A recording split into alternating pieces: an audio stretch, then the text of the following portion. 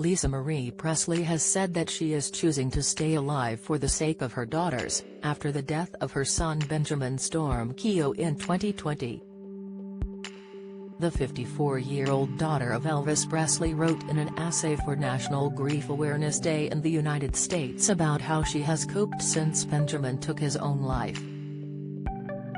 Benjamin was Lisa Marie's only son, who she shared with Danny Keogh.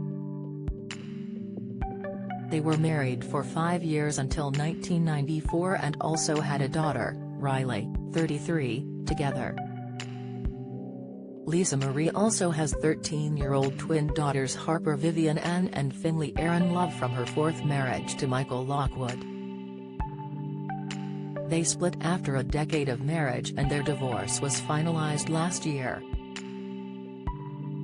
Speaking about her everyday, Lisa Marie wrote in a People essay, "I keep going for my girls.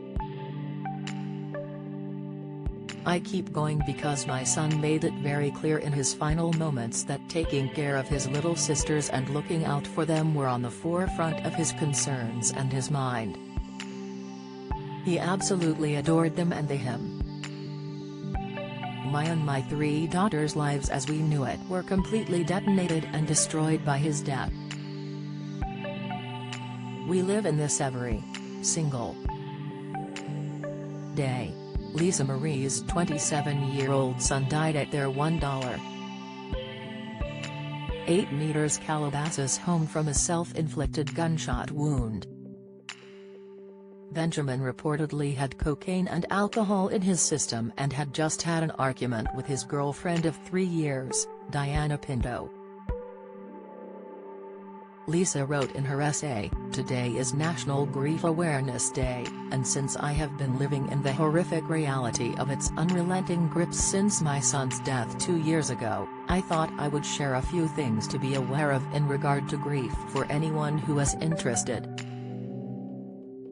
If not to help yourself but maybe to help another who is grieving."